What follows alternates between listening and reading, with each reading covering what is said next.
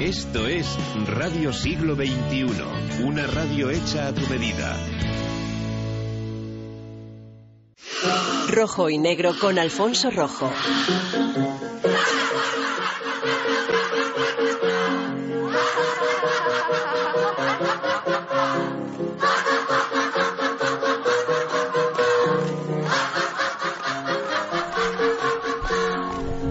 Buenas tardes, esto es Rojo y Negro, yo soy Alfonso Rojo, y da la impresión de que algunos esperaban que tras la abdicación de Juan Carlos I, su hijo, en su primer discurso ante los representantes del pueblo y otros allegados, pusieran la picota pública a su cuñado Urdangarín con nombre y apellidos, que proclamara, aprovechando el momento, el comienzo de la Tercera República y diera un sí rotundo a la secesión de Cataluña o Euskadi e incluso de Galicia o Canarias. Como dice el vapuleado Vicente del Bosque desde esa casa penitencial en que se ha convertido el hotel de la selección española en Curitiba, en Brasil, aquí cada uno tira para lo suyo y yo tengo que preocuparme por lo de todos. Y añado, siempre resulta tentador protagonizar en España un minuto de tele. Alejandra. Buenas tardes. Hoy en Rojo y Negro queremos analizar cómo diferentes líderes mediáticos intentan inspirar al nuevo monarca. También recordaremos cómo el fenómeno de Podemos se gestó en los años 90. Carlos Esteban y Pablo Sebastián aportarán su saber y JF Lamata aportará los testimonios de gurúes y tertulianos más candentes en su sección de El Extintor. A las 6 nos pondremos en contacto con la redacción de Periodista Digital, como ya es habitual. Después hablaremos de Héroes Anónimos, con Pepe Álvarez de las Asturias. Nos viene a presentar su libro La muerte del egoísmo. Por último, nuestro especialista en televisión, Sergio Espí, nos acerca a las claves de los formatos que triunfan o defraudan. 2 horas que conduce Alfonso Rojo, con Luis Valcarce como mediólogo de cabecera, Alberto Espinosa al control técnico, José Pablo González atendiendo las comunicaciones y quien les habla, Alejandra Lloza. Rojo y Negro empieza ya.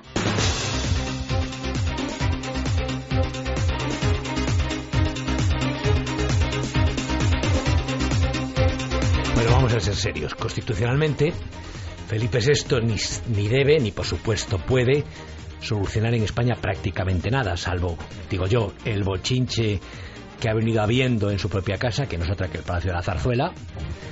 Bueno, es cierto que el rey tiene firma en el BOE, pero ningún poder de decisión sobre la gobernabilidad del Estado español. Por lo tanto, ni puede solucionar el conflicto catalán, ni puede hacer una reforma fiscal, no puede ni siquiera, y eso que es comandante en jefe de todos los ejércitos, mandar un pelotón a una misión fuera de España si no es con el permiso de las Cortes. Y a propósito de esto, Carlos Esteban, ¿qué te parece la bronca que esta mañana le echaba Juan Luis Cebrián al nuevo rey en el país, precisamente por no hacerles caso al País and Compañía? Bueno, yo creo que es un tic muy propio de Cebrián, ¿no? Es decir, que ha estado organizando cómo tenía que ser el PSOE durante años, sobre todo cuando el PSOE era el partido del gobierno. Pasa lo mismo con Federico. Estamos acostumbrados a una clase periodística desde la transición que bueno, se ha liado bastante con el poder y que les gusta mucho el papel de hacedores de reyes, ¿no? Lo que dices de las capacidades constitucionales del rey, aunque es cierto, el sistema formal y el sistema material, el sistema real en España nunca han coincidido del todo, y sabemos que el rey ha tenido, por lo menos el anterior, una influencia que no es exactamente la que le corresponde por la Constitución. Alejandra. Quería comentar que los dos invitados que hoy tenemos, los dos analistas, Carlos Esteban y Juan Francisco Lamata, comparten con servidora un hecho, haber pertenecido al grupo Intereconomía. Nadie es perfecto.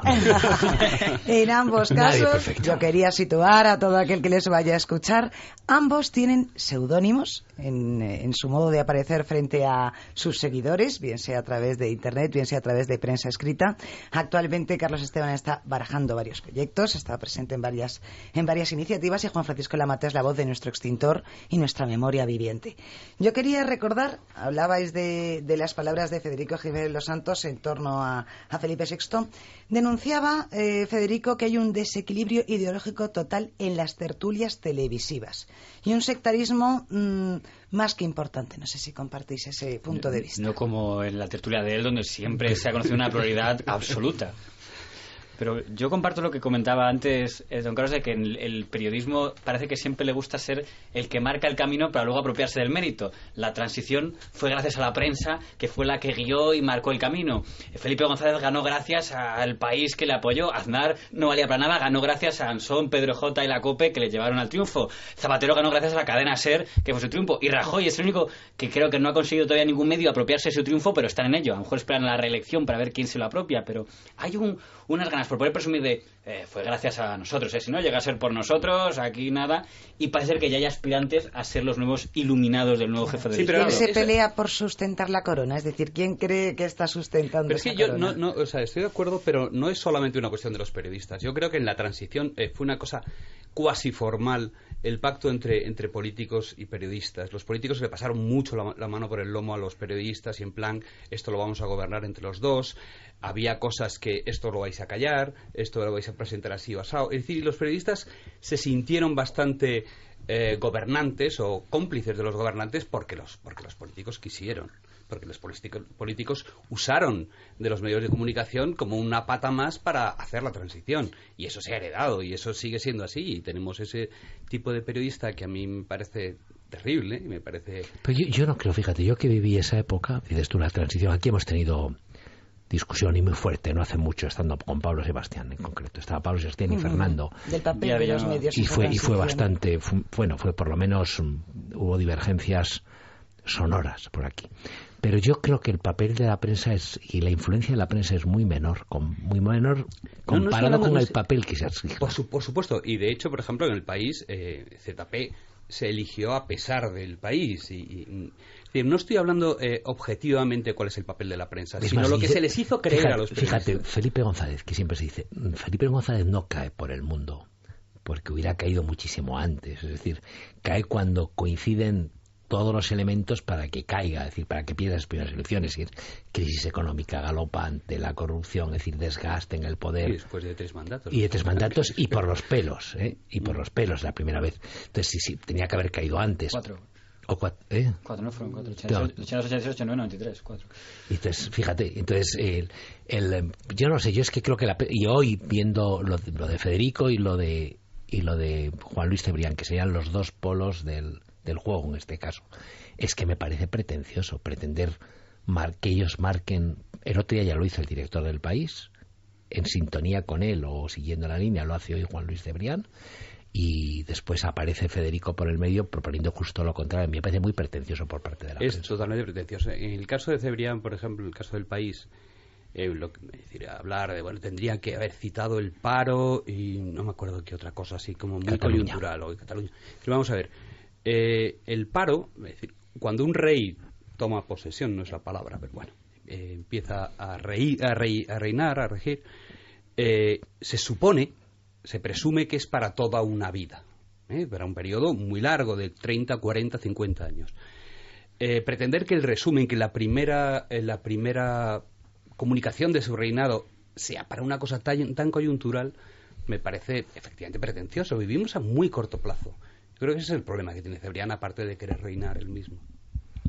Yo entonces haría una diferencia entre los dos consejeros que se han puesto encima del tapete, porque al diario El País se le pueden echar muchas culpas, sin duda muchas de ellas merecidas, pero siempre ha jugado con buscar ser un poco la voz institucional, ¿no? El respeto a las instituciones. El diario de referencia. De hecho, no creo que la Casa Real esté muy descontenta con la línea que ha mantenido Prisa en cuestiones institucionales siempre. Mientras que el otro que se ha puesto encima de la mesa es una persona que es muy bueno en lo suyo, pero lo suyo es la batalla, la trinchera, la pelea. Es como Moshe Dayan, pues es un buen consejero para una guerra, pero es un buen consejero para la paz. ganaba las batallas, y Federico, hay que recordar que fue directamente contra el hombre que ahora nos gobierna. Lo que dice es que un consejero para institucionalidad que sea alguien experto en batallas, no sé si son los mejores consejos que uno puede escuchar el de alguien cuya especialidad no es la reconciliación, sino la batalla. Bueno, creo que tenemos del otro lado de la línea a alguien que de estas cosas sabe un poco. Pablo Sebastián, muy buenas tardes. ¿Qué hay? Buenas tardes. Bueno, gracias por atendernos, sé que estabas pendiente del partido y sí. No sé por qué, la verdad, no sé por qué tenías ganas de estar frente al televisor si este partido no vale nada. Bueno, vamos a ver. Está en el calentamiento. Claro, sí, nos despedimos como Dios manda. Bueno, leeremos tu crónica mañana en República.es. Pablo, estábamos hablando sobre a qué se debe esta nueva irrupción, por un lado, de Juan Luis Cebrián Prisa, llamando la atención sobre el discurso de Felipe VI y su falta de ideas en torno a la deriva separatista catalana, y por otro lado Jiménez Los Santos, que le dice a Felipe VI: cuidado, no vayas a caer en el mismo error de tu padre, no vayas a caer en la Prisa Guardia y Godó, que siempre van de la mano y acaban secuestrando a la corona. ¿Tú cómo lo ves? Bueno, yo creo que algo de razón tiene Cebrián en cuanto al discurso del príncipe, porque la proclamación se ha llevado a cabo en 17 días. Ha sido todo muy acelerado, tan acelerado que ni siquiera tenían previsto arreglar lo del aforamiento del rey, que ahora lo van a solucionar por la puerta de la cocina tarde y mal, ¿no? Yo creo que el discurso era un discurso más bien tecnocrático, no era un discurso, digamos, tanto en el estilo como en el contenido, muy novedoso. Al fin y al cabo, todas las grandes declaraciones que en él se incluyen estaban en las últimas intervenciones del hasta hace poco príncipe de Asturias y del propio monarca, pues sobre el paro, la igualdad de la mujer, las instituciones, es decir, que había muchas cosas que estaban en un discurso, digamos, bastante obvio, aunque quizá hay unos pequeños matices que son interesantes, como es el de la honestidad, pero sin citar la corrupción, como dice Cebrián, y luego también la alusión a los poderes del Estado, como diciendo que el monarca no debe entrometerse en la política más allá de las funciones de arbitrio y moderación que le asigna la Constitución. Entonces, yo había escrito ya, cuando se pronunció el discurso, algo parecido en ese sentido, no igual que el de Cebrián. También hizo algo de eso el propio director del Mundo, Antonio Caño, creo que fue el sábado. El director del País, dices. Y el domingo lo hizo también parecido, algo también, Pedro J. también dijo eso el domingo en el periódico El Mundo, ¿no? Entonces, ¿por qué Cebrián saca ahora este artículo un poco ya a toro pasado? Bueno, eso no lo sabemos, no. Hay un rumor por ahí de que él había aportado algunas ideas para el borrador del discurso que a lo mejor no han aparecido, pero bueno, eso se queda en el ámbito de la anécdota. De la anécdota o de la rumorología, ¿no? En cuanto a lo que dice Federico de la preponderancia de los grandes grupos, etcétera, bueno, eso es así, ¿no? Es decir, hoy día el periódico El País, en cierta manera, sobre todo en las cuestiones de política económica, es el diario gubernamental, está apoyando todas las iniciativas del gobierno, tiene una gran relación, muy buena, es una relación especial ahora mismo con el Palacio de la Moncloa, y se beneficia de esa relación, y en el entorno financiero de la gran banca, pues al diario El País, pues se le han renovado unos créditos muy importantes a pesar de la enorme deuda que tiene, ¿no? En cuanto a La Vanguardia, pues La Vanguardia ha sufrido un cambio radical, ¿no? Porque hubo una coincidencia de 3 relevos importantes en los 3 grandes periódicos, digamos. En La Vanguardia cambio de director, El Mundo cesaron a Pedro J. y también hubo un cambio de director en el diario El País, ¿no? Y La Vanguardia pasó de ser un periódico muy nacionalista y casi amparando el proceso independentista a pasarse ahora a una posición más conservadora, más de acuerdo con su trayectoria y su línea, y con el título que ostenta pues su primer ejecutivo y propietario, que es el conde de Godó, ¿no? Entonces, bueno, pues eso está ahí, ¿eh? Hablando de posicionamientos en torno a la corona y el nuevo monarca, se habla de esquizofrenia en el caso de Televisión Española, porque ofrece 2 imágenes. De una parte, en la información social o relativa al corazón, se da amplia cobertura, se favorece y se potencia la imagen de los nuevos monarcas, pero sí que en informativos, que Y me remito a fuentes, a diarios digitales que he podido consultar. Parece que el gobierno está muy descontento porque en los telediarios se ha dado excesiva cobertura a las manifestaciones republicanas y a todo tipo de concentraciones y voces que se alzaban en pos de esa república. No sé qué valoración hacéis de esta, digamos, esquizofrenia en cuanto al planteamiento. A mí me mandó el propio Somoano, me ha mandado por WhatsApp, me parece, una especie de minutaje asegurándome que la cobertura que ellos no dan no es excesiva y explicándome las proporciones y no lo sé. El rumor que ahora hay muy fuerte es que si hay un sector del PP muy preocupado por el resultado de las próximas elecciones que quiere cambiar de arriba abajo Televisión Española. No sé si Momón era el que afirmaba que había oído con estos no volvemos a ganar. Lo había escrito Momón, pero no lo sé. Sí. Pablo, yo estoy de acuerdo con lo ¿qué opinas? Yo estoy de acuerdo con lo que está diciendo Alfonso, porque en la reciente cumbre que ha habido privada de la cúpula del Partido Popular en Toledo, una de las cuestiones que se ha abordado es el tema de la comunicación, y creo que han reconocido que ha habido un fallo en la comunicación, tanto en los altos responsables de la Radio Televisión Española como en los llamados tertulianos amigos del Palacio de la Moncloa, ¿no? Porque en definitiva ahí se ha forzado tanto la mano que al final solo hablan para los convencidos, pero donde ha perdido mucho peso el Partido Popular es en el centro, en las clases medias, que es donde tenía antes también un posicionamiento muy importante, ¿no?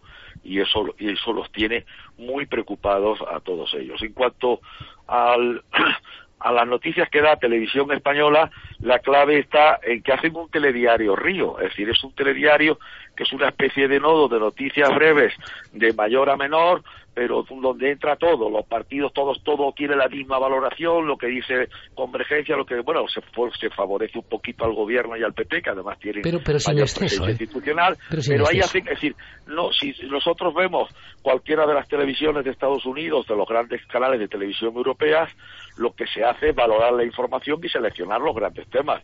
Pero aquí entra todo, y entonces entra todo en porcentajes parecidos, y entonces pues ocurren esas cosas, que hay situaciones que tienen una entidad informativa que están colocadas al mismo nivel de otras que no la tienen, y ese es el modelo que hay.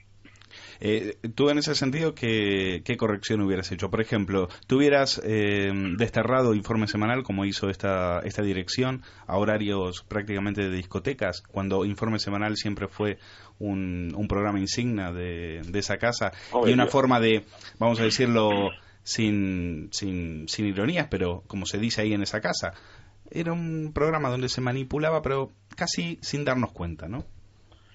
Hombre, es que yo creo que el drama de Televisión Española es el hundimiento de su audiencia y de las cuentas que no le salen, que están buscando 100 y pico millones desde que renunciaron a la publicidad, etcétera, y hubo unos acuerdos políticos en tiempos de Zapatero, tal, y entonces han cargado Informe Semanal, me imagino que para meter películas y para renunciar a la función social que tiene que tener la televisión pública.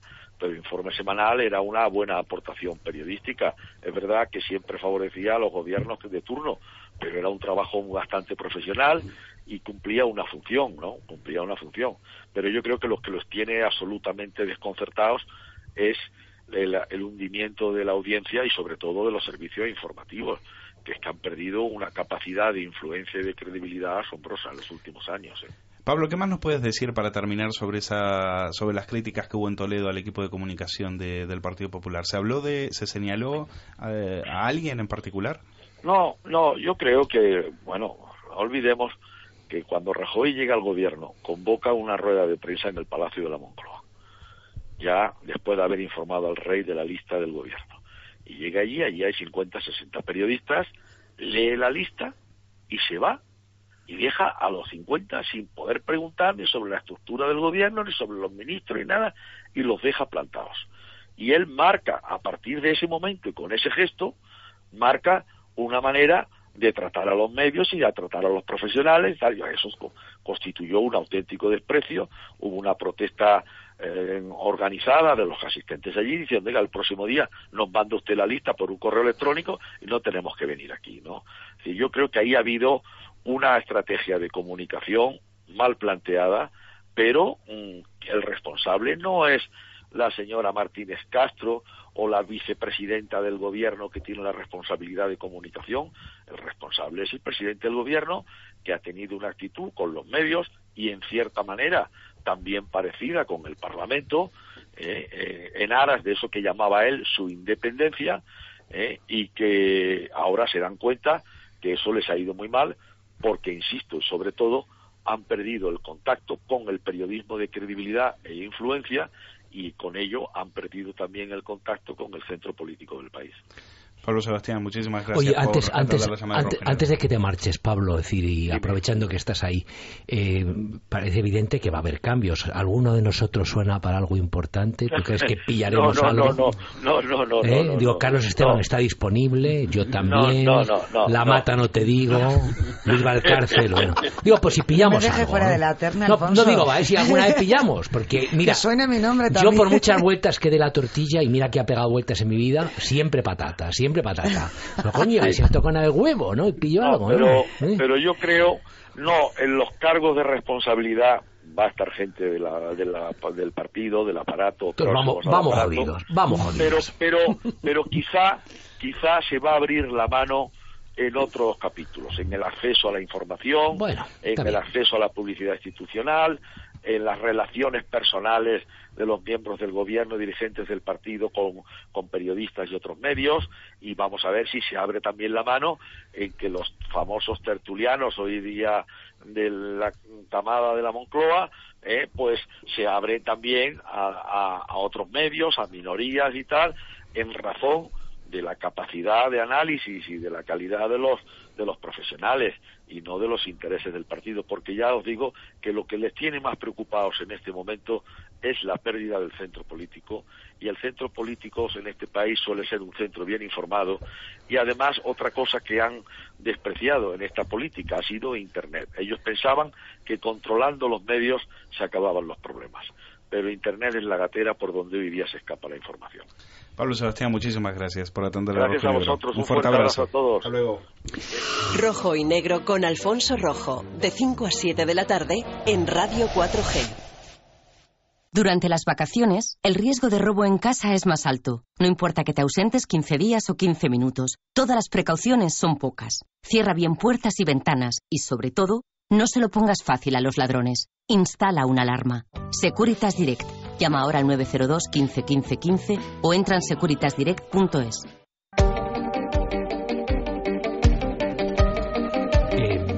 Veía a Carlos Esteban que justo en la fase final de Pablo Sebastián, cuando decía que Internet es la gatera por la que se le escapaba el control de la información al gobierno, me parece que asentías o disentías. ¿Qué opinas? Sí, asentía. Vamos a ver, yo es que creo que es bastante más que la gatera. Vosotros aquí por lo menos tres estáis diariamente con Internet y estáis valorando, viendo cómo se responde. Y tenemos que darnos cuenta de que el periodismo tradicional, el periodismo que podía contar con un número relativamente pequeño de medios que dominar o por lo menos contentar y tener satisfechos, pues eso ya se ha muerto, ya es absolutamente imposible. Yo creo que algo tiene que ver con lo que decía del telediario Río, por ejemplo, que imita mucho más lo que es una web, que imita mucho más el attention span que tiene ahora el consumidor de prensa, que es muy pequeñito. Pero no es que a mí lo del Partido Popular, si es como dice Pablo, que seguramente cuenta con muy buena información, es así, esa reunión en Toledo. Yo me los estoy imaginando diciendo, pero mira a los inútiles que tenemos en televisión española, que no nos hacen ni caso, que hacen ese telediario que no vale para nada. Perdonen, señores, pero si hacen lo que ustedes les pidieron. Esta gente entró con una consigna muy clara que era lluvia fina. No queremos líos, no queremos líos, no queremos broncas. Hace 20 años tenías dominada la televisión española y ya está, o sea, no necesitabas absolutamente nada más. Todo el mundo veía la televisión. Ellos una de las cosas, mira, y perdón porque me estoy saliendo un poco del tema, cuando este domingo volví a escribir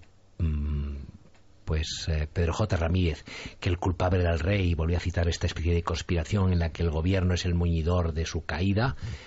A mí me entran dudas, no porque no crea que hubiera ganas de hacerlo, ni porque no piense que se brindó con champán la noticia de su defenestración, sino de capacidad. El gobierno no es capaz de controlar su propia televisión. Es decir, no es capaz de convertirla en un instrumento informativamente o políticamente a su servicio de una forma adecuada. Y yo creo que el gobierno... Pero Alfonso, no es capaz. En realidad no es así, Alfonso. Fíjate que les dieron una consigna muy clara. Le dijeron, no queremos broncas. Lluvia fina, no queremos broncas y a correr.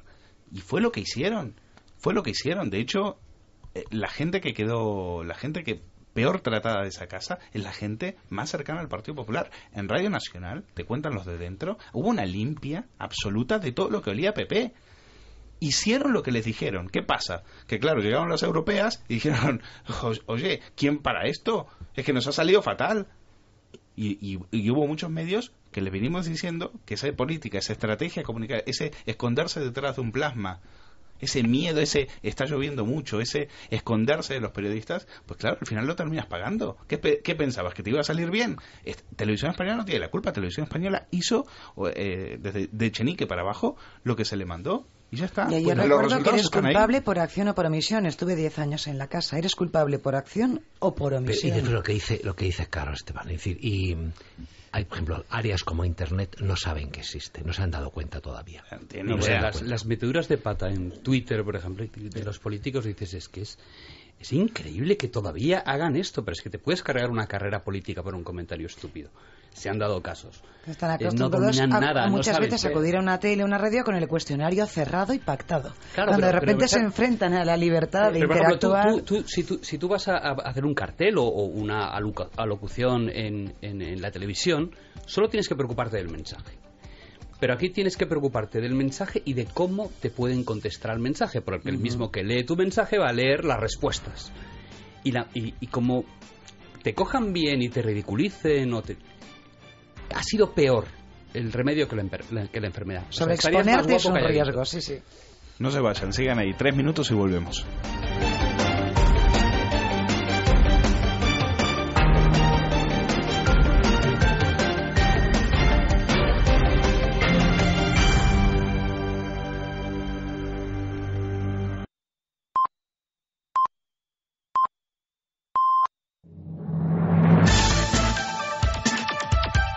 Rojo y Negro con Alfonso Rojo.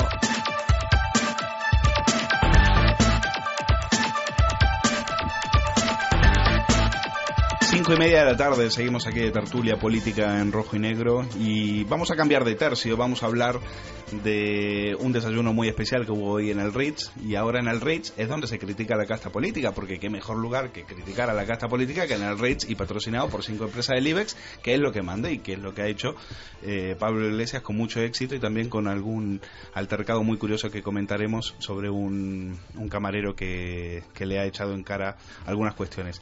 Pero también queremos hablar con Eduardo Martínez, que tiene mucho que decir, es el miembro de la Alianza por la Libertad de Venezuela, y lo que buscamos es que nos expliquen un poco de qué es lo que está pasando del otro lado, qué es lo que hizo el chavismo en Venezuela y qué similitudes hay con lo que está haciendo Podemos aquí. Eduardo, muy buenas tardes. Hola, muy buenas tardes, Luis, gracias por la invitación. Nada, un placer. Bueno, te comento que aquí en esta mesa está Alejandra Llosa, está Alfonso Rojo, está Carlos Esteban y está Juan Francisco Lamata, que también te harán alguna que otra pregunta. Pero bueno, te he hecho una macro pregunta y lidia como puedas con eso. ¿Qué similitudes hay entre lo que hizo el chavismo en Venezuela y lo que está haciendo Podemos aquí? Sí, bueno, para irnos a lo inmediato y bueno, lo que ha ocurrido esta mañana en el Hotel Ritz, justamente, resulta que vemos a Pablo Iglesias, la cara visible o la cara más significada de Podemos en el Hotel Ritz, ¿verdad? Junto con aquellos empresarios a los cuales tanto critica y contra los cuales tanto arremete, y esto me ha recordado una visita que hizo Hugo Chávez cuando era candidato presidencial en el año 98 a los Estados Unidos, a Nueva York, y se reunió pues con lo más granado de los empresarios estadounidenses, intentando captar inversiones para Venezuela y lógicamente pues en aquel momento negando que fuera a llevar a cabo pues lo que ya conocemos que ha ocurrido en el país, ¿no? Entonces esto esto no es más sino que otra muestra que se va añadiendo a la lista, que cada vez crece más, de las similitudes de lo que a mi manera de ver, en mi opinión, ocurrió en Venezuela y lo que viene ocurriendo aquí en España con el fenómeno o el intento de implantación de un modelo similar al de Venezuela, el socialismo del siglo XXI, aquí en España a través de Podemos, y lo cual tiene además una trayectoria que no es reciente. En el año 2007 ya tuvimos aquí en Barcelona al señor Luis Alegre Sabanero, él es profesor universitario, secretario de organización de Podemos y mano derecha de Pablo Iglesias. Efectivamente. Estuvo en el año 2007, pues invitado por el Consulado de Venezuela aquí en Barcelona, defendiendo el cierre para aquel momento que se había producido de Radio Caracas Televisión. Él estuvo invitado, como digo, para defender pues ese cierre, y hoy en día lo tenemos en la junta directiva o digamos en una alta posición dentro del partido Podemos. Y dentro de la Fundación CEPS, que hizo un informe también apoyando el quite de las licencias para Radio Caracas Televisión por las críticas al gobierno. Exactamente. Y además de eso, hay varias otras personas que forman parte, si no son caras visibles y no están muy identificados por el público con Podemos, sí que han venido trabajando precisamente a través de esta Fundación CEPS en los procesos constituyentes que se han realizado tanto en Venezuela como en Bolivia. ¿Qué es un proceso constituyente, Eduardo? Explícanos qué es eso de una asamblea constituyente y qué se busca con eso.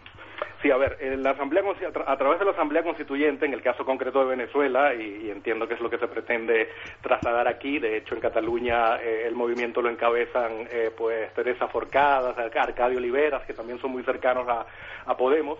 El proceso constituyente consiste en plantear una reforma o una modificación radical del texto constitucional vigente para introducir una serie de modificaciones teóricamente encaminadas pues a estos conceptos también manejados por el socialismo, como son pues entregar el poder al pueblo, darle poder al constituyente, que se modifique lo que está ocurriendo, como si per se una modificación o una asamblea que redacte una nueva constitución fuera a resolver los problemas. Eso depende, como es lógico, de lo que contenga ese nuevo texto constitucional, no solamente el hecho de modificarlo, sino lo que esté allí dentro.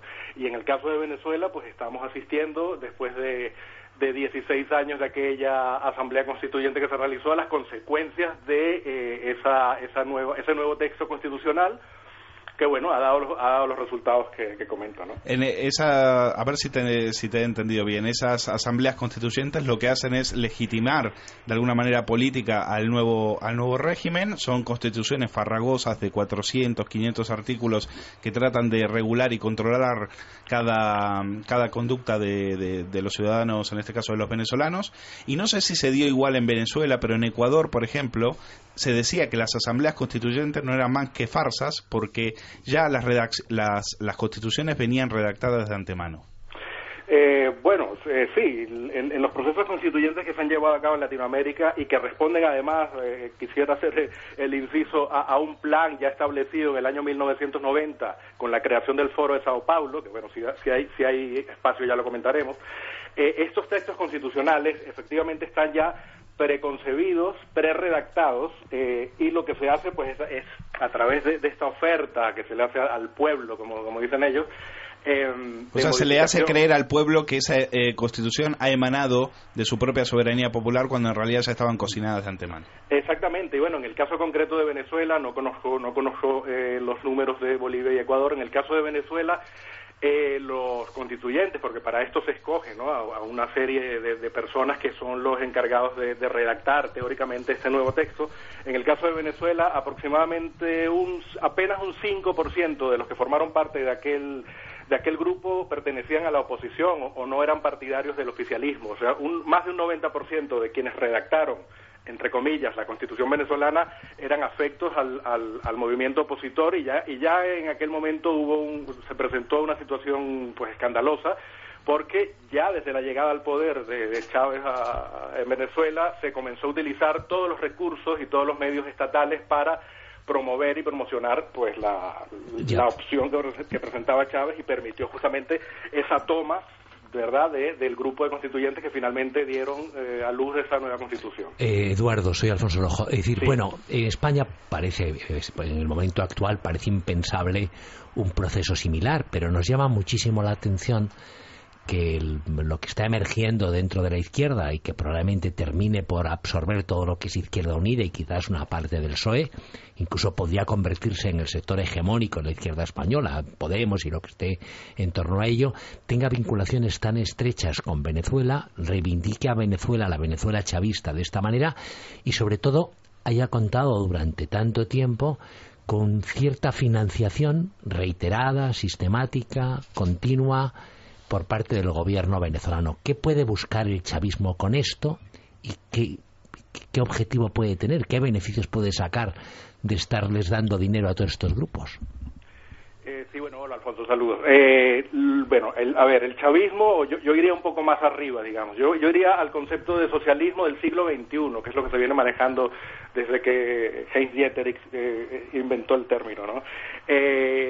El socialismo del siglo XXI proviene, como decía antes, de una organización llamada Foro de Sao Paulo, creada en 1990 después de la caída del muro de Berlín, y en el cual la izquierda más, digamos, la izquierda representada por los Castro intenta pues darle un nuevo aire y se da cuenta de que hay que modificar las formas y los métodos para llegar al poder, y a partir de allí pues se crea dentro del Foro de Sao Paulo toda una estrategia a muy largo plazo, estamos hablando del año 90, para recomponerse y retomar el poder en los países donde el socialismo pues ahí había ido perdiendo posiciones.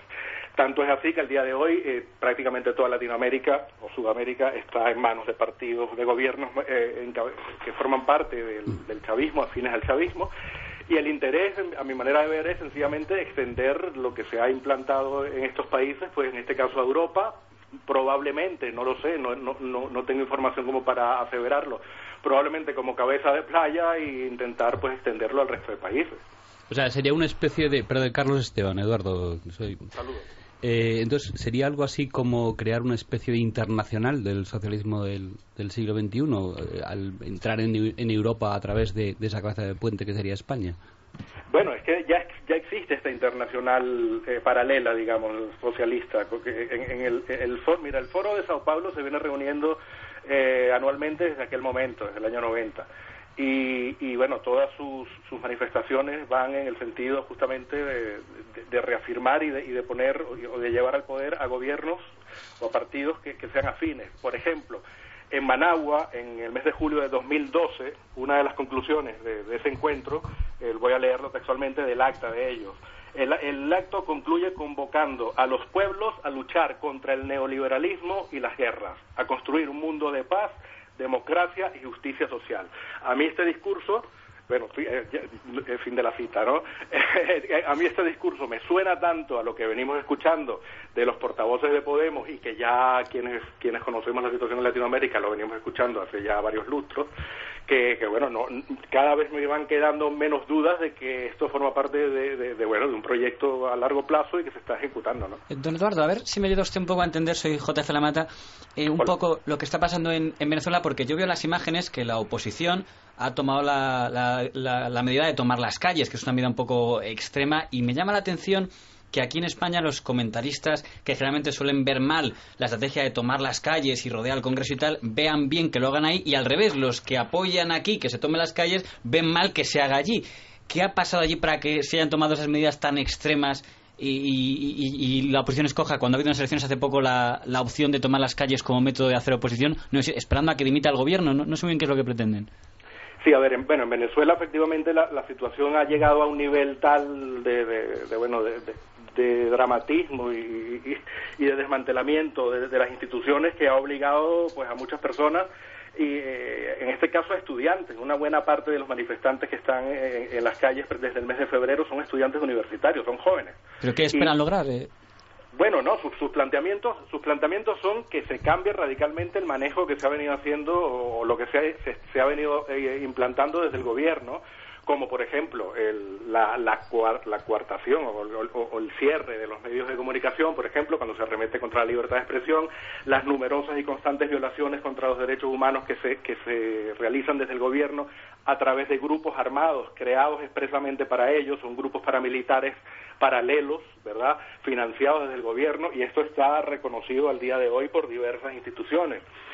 Luego hay un problema muy grave a nivel económico, hay un desabastecimiento rampante en Venezuela. En Venezuela no se consigue pues algo tan básico como es el papel higiénico, por ejemplo, una noticia ya más que conocida, pero muchas veces esto se toma pues un poco a la ligera, pero bueno, esto lo que refleja es un deterioro impresionante de las condiciones de vida en Venezuela. Eso por no mencionar el aspecto de la inseguridad personal que existe en el país.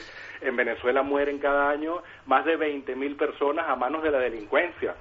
Y recordemos, porque claro, siempre se recurre a la excusa de que bueno, es que esto ya ocurría con los gobiernos anteriores, esto es una herencia. No, el chavismo ya son 15 años que lleva en el poder, durante los cuales esto no solo no se ha solucionado, sino que se ha profundizado y se ha convertido además en una política de Estado, que es lo peor. Eduardo, aguántame un minuto, vamos a escuchar un corte y seguimos hablando contigo. He vivido en Venezuela 25 años. 25. ¿En qué asesoró usted a Venezuela? En la represión contra mi hija, estudiante de comunicación de la Católica. No me permite. ¿Usted asesoró a Venezuela en que mi esposa no puede comprar papel toalé ni comida? ¿Usted asesoró a Venezuela en que en la represión de los estudiantes a tiros? El señor recibió su asociación de millones de euros. Ahora le pregunto, y mi hijo no puede comprar papel toalé. No señor. Ahora me responde, usted me responde. Señor. Responda. En Venezuela están matando a los jóvenes que defienden ellos.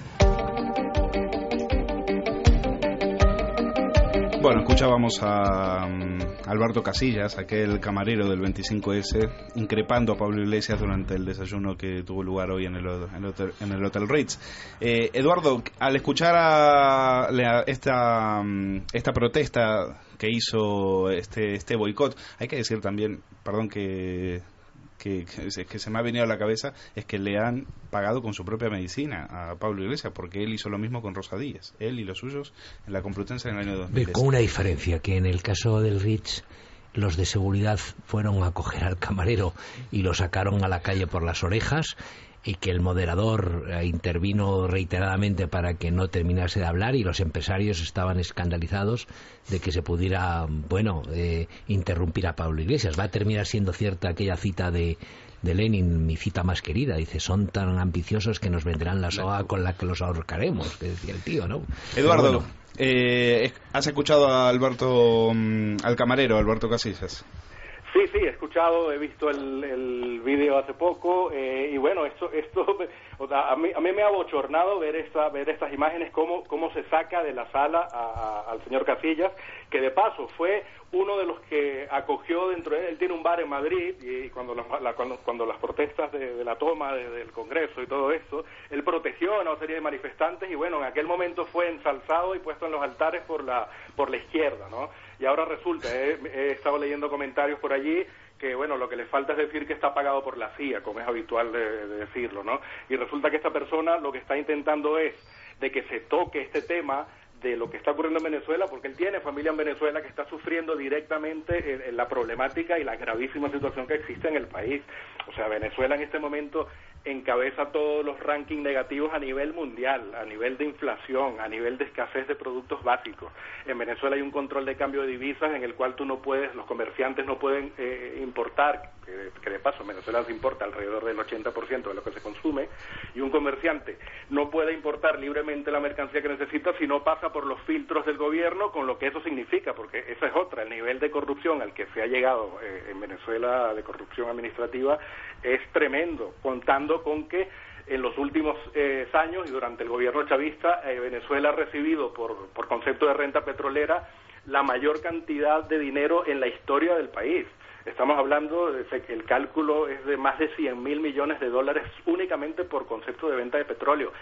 Buena parte de ese petróleo vendido a los Estados Unidos, además, ¿no? Al enemigo, al imperio, como dicen ellos. Entonces, la expresión o la manifestación de Casillas, Alberto Casillas, responde al clamor justamente de esas personas que están en las calles hoy en día y que están siendo asesinadas, así de claro, están siendo asesinadas por los grupos paramilitares creados por el gobierno para arremeter contra los manifestantes. En cuanto a eso, existe un informe de Amnistía Internacional, que supongo que no será una entidad sospechosa de tergiversar ni de ponerse a favor de la derecha, ¿verdad?, ni del fascismo, en el cual, dentro de sus conclusiones, en el mes de abril, estamos hablando ya de hace más de 2 meses, recogía en este informe que había por lo menos 37 personas muertas producto de la actuación de estos grupos y de sucesos ocurridos durante estas manifestaciones, más de 550 heridos, de los cuales más de 100 por producto de arma de fuego, más de 2.000 personas detenidas irregularmente y que durante 24, 48, 72 horas permanecen incomunicadas, no se sabe el paradero de estas personas, y centenares de ellos han quedado, como digo, la buena parte de ellos son estudiantes universitarios y han quedado sujetos a medidas cautelares, medidas judiciales. Eduardo, disculpa, soy Alejandra, mira, queríamos volver de alguna manera para entender el caso español, ¿no? A ese foro de San Pablo donde nos has explicado que hace casi 25 años se establecen una serie de estrategias. Lo que sí imagino está claro es que en cada país el momento de implantación es distinto, es decir, quizás se ha estudiado la coyuntura que España tenía para ese momento, pero también el perfil del líder, porque nada tiene que ver, o tú nos dirás las similitudes que ves entre algunos líderes latinoamericanos y el caso de Pablo Iglesias. ¿Qué puntos en común encuentras y qué particularidades made in Spain para elegirlo como esa cabeza de puente? Sí, efectivamente es necesario que existan unas circunstancias muy específicas para que este tipo de movimientos cuajen, ¿no? En el caso de España, yo las similitudes que puedo encontrar es, por ejemplo, el fracaso del bipartidismo, o si no queremos ir tan al extremo, pues las consecuencias de un bipartidismo continuado durante mucho tiempo, después de un periodo dictatorial. En Venezuela finaliza en el año 58, aquí en España unos 20 años después. Y si lo vemos, es justamente el periodo, digamos, que existe de diferencia entre la llegada, recordemos que Chávez intentó un golpe de Estado en el año 92, y es justamente que responde a esa diferencia de tiempo de implantación en Venezuela con respecto a España. Y efectivamente hace falta ese sustrato, el cual en este momento, debido al desprestigio del bipartidismo, del PSOE y del Partido Popular en este caso, junto con Izquierda Unida, que forma parte de ese... Eduardo, perdona que te interrumpa, no te vayas, que tenemos a Alberto Casillas en línea, el camarero que ha increpado a Pablo Iglesias. Alberto, muy buenas tardes. Les saluda Rojo y Negro. Buenas tardes a todos los radio oyentes. Bueno, Alberto, cuéntenos un poco que hemos escuchado el corte aquí de lo que le ha dicho a Pablo Iglesias. Cuéntenos usted cómo lo vivió y por qué tanta prisa en sacarlo prácticamente de ahí, de las orejas. ¿Qué delito cometió usted ahí en el Ritz? No, ¿qué pasó después de que usted interviniera? Pues el delito, con sinceridad, lo desconozco. A lo mejor, pues, haberme saltado la forma, aunque yo había solicitado el derecho de palabra. Yo le he solicitado en varias oportunidades a Pablo Iglesias que él en una oportunidad dijo que me iba a hacer una entrevista a raíz de los sucesos del 25 de septiembre, y yo le pedí que para decirle la verdadera realidad de Venezuela, que tengo a mi esposa y a mi hija pasando casi hambre porque no pueden comprar los alimentos necesarios, no pueden salir de Venezuela porque no hay billetes de avión, porque no le pagan a las líneas aéreas. Entonces yo hablé con mi esposo, con mi hija, y en la noche, hace 3 noches, me dijo que tenía mucha vergüenza porque su mamá tenía un litro de leche que iba a hacer una torta, una tarta, y ella se lo había tomado con un cornflake y sentía mucha vergüenza de decirlo. Y yo me he sentido con la obligación moral de denunciar este canto de sirena de este señor que encima está financiado. Yo lo que le pregunté en el Hotel Ritz fue que bajo qué concepto asesoraba. A ver, ¿tú asesoras en materia de educación? Pues yo te voy a responder que yo conozco las escuelas y están por los suelos. A ver, ¿en qué materia tú asesoras? Y no me ha sabido responder en ningún momento. Es verdad que a lo mejor yo, por ese rabia que tengo de la necesidad que tiene mi esposa y mi hija, pues se me fueron poquito los papeles. Claro, él es un político ya formado en la universidad y yo soy un simple de la casta obrera, como él dice. Yo no soy ninguna casta adinerada, soy de la casta obrera. Señor Casillas, imagino que... Un segundito, a Monedero le pedí a la salida que por favor me permitiera decirle por qué me insultaba dentro y decía palabras. Él dijo, sí, acércate para acá. Y cuando vinieron los medios a querer grabar lo que íbamos a hablar, él dijo que delante de los medios no hablaba nada. ¿Quién le insultó? ¿Monedero le insultó a usted? Bueno, yo le escuchaba a la mesa, a lo mejor no fue él, pero en la mesa, donde él estaba, por cierto, parecía pez en el agua. Qué rápido se acostumbran a los buenos hoteles ciertas personas, ¿no? Esta película yo la he visto ya. Esta es la misma película de Venezuela, del discurso bonito, el tono atemperado, esa voz ceremoniosa, ese no ponerse corbata, ese prometer lo que se promete sin importarlo si se va a cumplir. Yo me tuve que venir de Venezuela para evadir todo eso de que se está produciendo en Venezuela y yo no puedo permitir que en mi pobre país que tanto ha sufrido alguien venga a vender ese discurso facilista. ¿Alguien de Podemos se acercó para pedirle explicaciones o para pedirle disculpas o para decirle algo? Nada, en ningún momento. Yo fui quien me acerqué a este señor Monedero, que cuando él me iba a decir algo, como vinieron los medios, él dijo, no, delante de los medios no. Y yo le dije, ¿por qué tú no hablas siempre que las asambleas son abiertas, que están abiertas a todo el público? Lo que pasa es que yo ya veo que ya los obreros les sobramos, y yo soy un obrero, un simple trabajador de la cafetería Prado, y yo creo que ya están a otro nivel. Ya creo que sus asesores de imagen le dirán, no te juntes con esta gente o no hables. Claro, ya es otra cosa. Después de terminar su intervención, ¿siguió usted en la sala? Es que en las imágenes se ve que le llevan hacia el fondo y desaparece de escena. Me sacaron a trompicones, bueno, me sacaron a... Pero que eran los empleados del hotel, supongo yo. No, era una compañía de seguridad. Yo también lo entiendo porque interrumpí, a lo mejor no era la forma más adecuada, pero cuando yo veo sufrir ese pueblo venezolano día a día, y mis hijos, mi hija en particular y mi esposa, sufre para comprar lo más básico, yo creo que por mi vena no corre horchata sino sangre. Alberto, y si me excedí, pues pido perdón a todos los asistentes al acto. Alberto, usted ha pasado 25 años en Venezuela. Más, como 29. Y entonces ha vivido de la llegada de Chávez y el primer mandato. Bien. Lo mismo. Usted... Ese discursito cuando llegó él de paz y amor y que vamos a todos los venezolanos a estar en paz y todos tenemos derecho a una casa, es lo mismo. ¿Y ese discursito le llegó a afectar? Es decir, ¿hubo en algún momento en que usted se lo creyó, que participó de eso o no? Yo particularmente nunca lo creí, tampoco afectaría, pues yo nunca me nacionalicé, por tanto, al no nacionalizarme nunca pude votar. Y tampoco pertenecía a ningún partido venezolano que dijéramos que era contrario, ¿sabes? Pero es que yo he visto el desmembramiento de la sociedad venezolana. Yo voy a contar rapidito que en noviembre iba yo en un taxi y me llamó un amigo, entonces yo estaba tosiendo y me pregunta, ¿qué te pasa? Digo, no, es que esta gripe es como el chavismo, nunca se acaba. El taxista simplemente por decir eso me dio un manotazo en la cara y me dijo, te me bajas de mi carro, que significa coche, maldito escuálido, y me tuve que bajar a las 8 de la noche en una avenida. Pues ese desmembramiento de la sociedad es lo que yo no quiero que ocurre. Yo he tenido que malvender mis poquitos bienes en Venezuela ahora para poder traer a mis hijos y no quiero tener que volver a emigrar a otro país ya que estoy en mi país y ya no puedo más. ¿Qué va a pasar con, señor Casillas, qué va a pasar con su mujer y con su hija? Ay, no digas eso. Bueno, pues Alberto, le agradecemos muchísimo que haya atendido la llamada. Mi esposa me llamó ahora de Venezuela muy preocupada, pero yo no puedo dejar de transmitir al pueblo español que no compren ese discurso fácil, que es muy fácil prometer y luego no cumplir, pero el destrozar una sociedad tan débil y que tanto ha sufrido como la española, se me salta la lágrima. Bueno, le mandamos un fuerte abrazo desde aquí, desde Rojo y Negro. Muchas gracias por atendernos, señor Casillas.